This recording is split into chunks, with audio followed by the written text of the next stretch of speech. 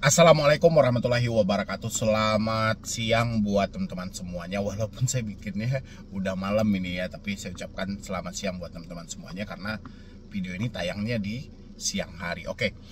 Karena ini banyak yang bertanya sebenarnya bukan tidak mau berhenti bayar ya. Bagaimana dengan bunganya yang selalu jalan terus ya. Kan banyak teman-teman yang galbay berharapnya sih ya oke, kita hentikan pembayaran, oke aja, nggak ada masalah. Kita berhenti bayar, oke. Ya, kita nggak usah lanjutkan pembayaran lagi, oke. Tapi ada pertanyaannya, bagaimana dengan bunganya yang jalan terus? Ya, ini yang mau saya bahas buat teman-teman semuanya, terutama yang mau berhenti bayar pinjol.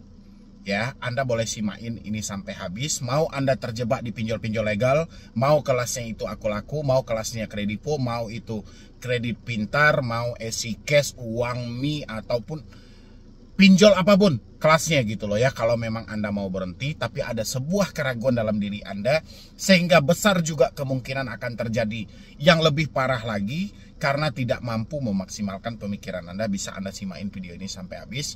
Jangan di skip juga, dan yang belum mensupport channel ini pastinya disupport dulu dan didukung dulu supaya channel ini makin berkembang lagi. Paling tidak saya semangat lagi memberikan motivasi, edukasi buat teman-teman semuanya. Silahkan.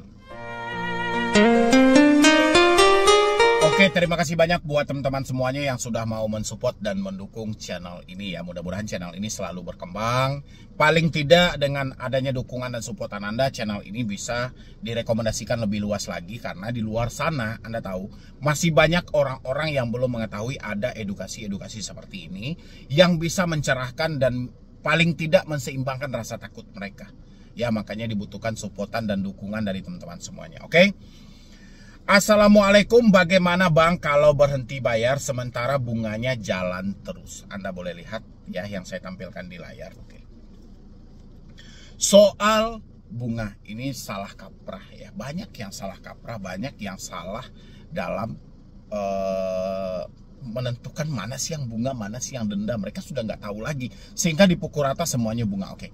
Saya sampaikan dulu buat teman-teman semuanya.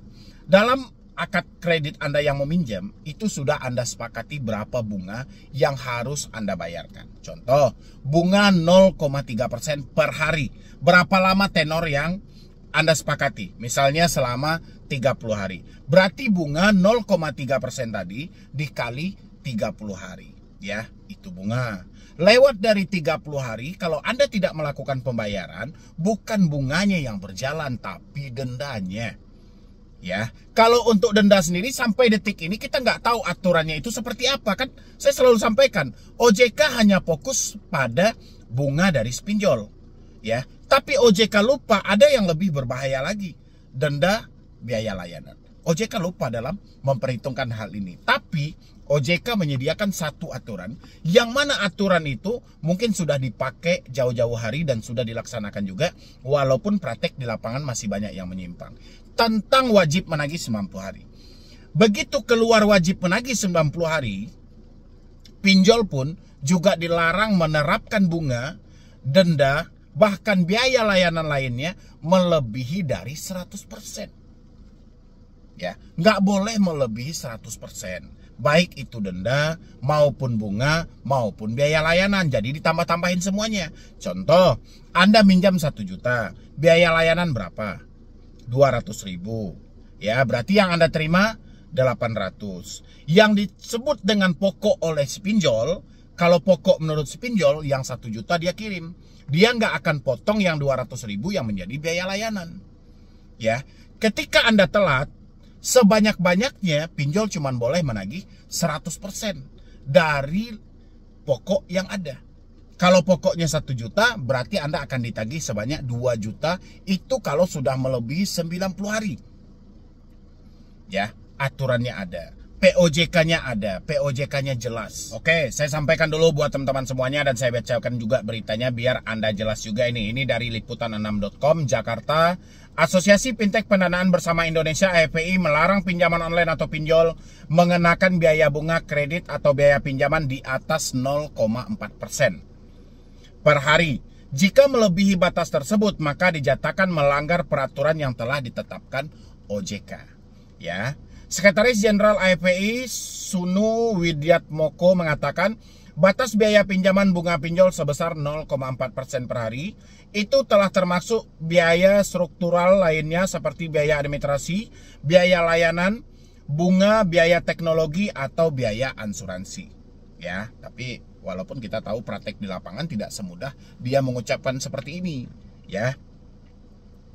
Batas pinjaman yang berdasarkan kode etik diberikan pembatasan 0,4% per hari. Batas biaya pinjaman karena kami memahami struktur biaya itu ada beberapa. Ada biaya administrasi, layanan, biaya teknologi, biaya risk management, asuransi. Semua biaya ini kita beri batasan digabung jadi satu, kata Sunu seperti ditulis Sabtu 23 September 2023. Ya. Di sisi lain Sunu mengungkapkan terdapat platform atau perusahaan pinjol yang biaya layanannya tinggi tapi biaya bunganya rendah. Ada juga biaya bunganya tinggi namun biaya layanan rendah. Hal tersebut justru memudahkan AFPI untuk memantau pinjol-pinjol untuk mengetahui apakah mereka melakukan pelanggaran atau tidak.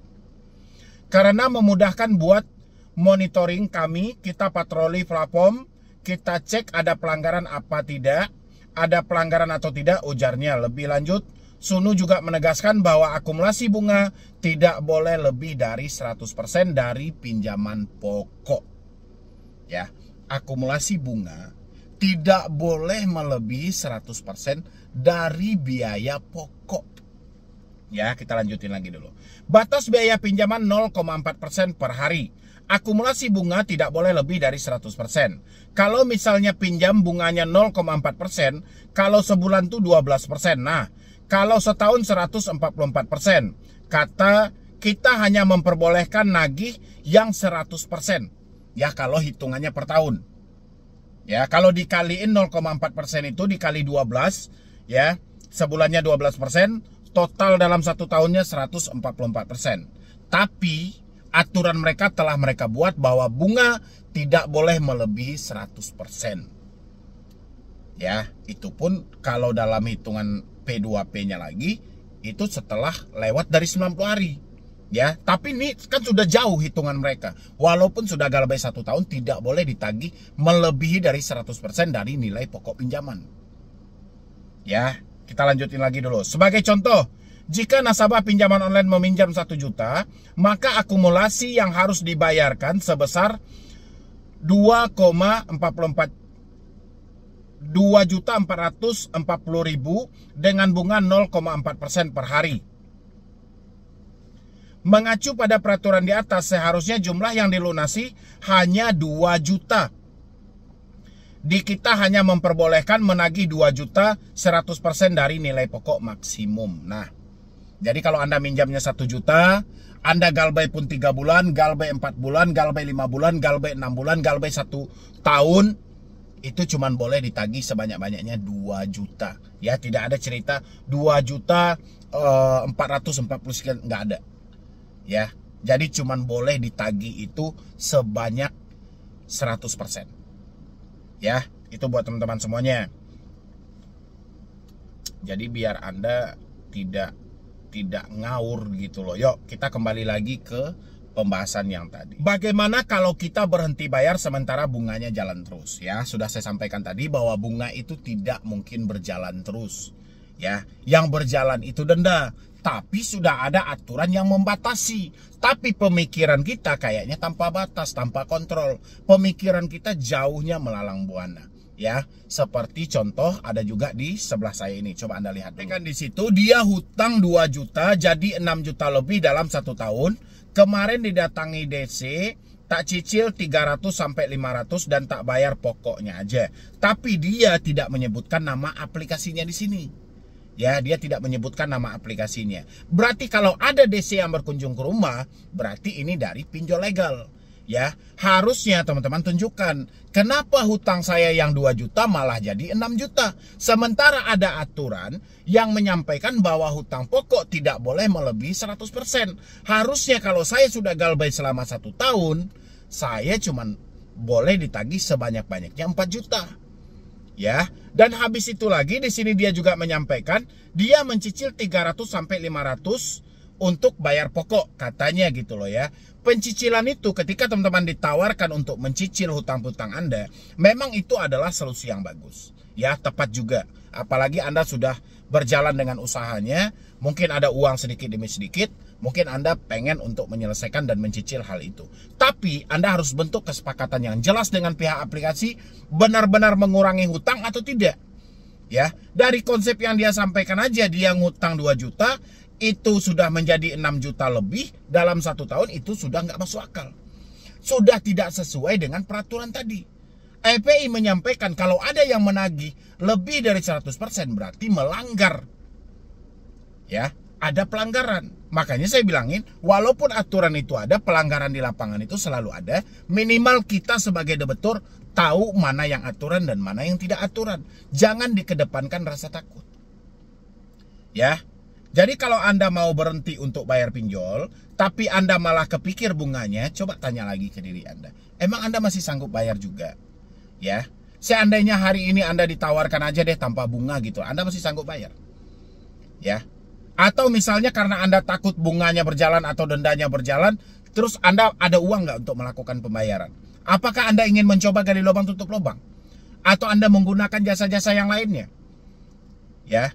Jadi jangan aneh-aneh. Makanya itu muncul moto dari solusi utang, lebih baik malu sesaat daripada hancur selamanya. Mungkin hari ini Anda menyatakan uang tidak ada, duit sudah tidak ada, oke.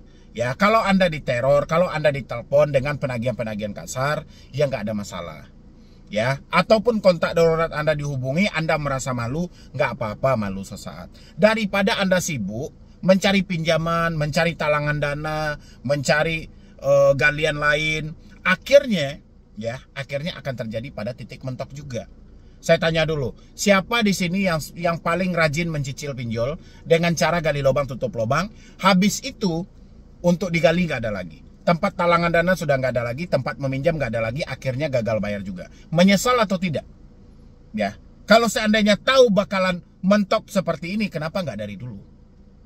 Kenapa malah saya paksakan gali lubang tutup lubang?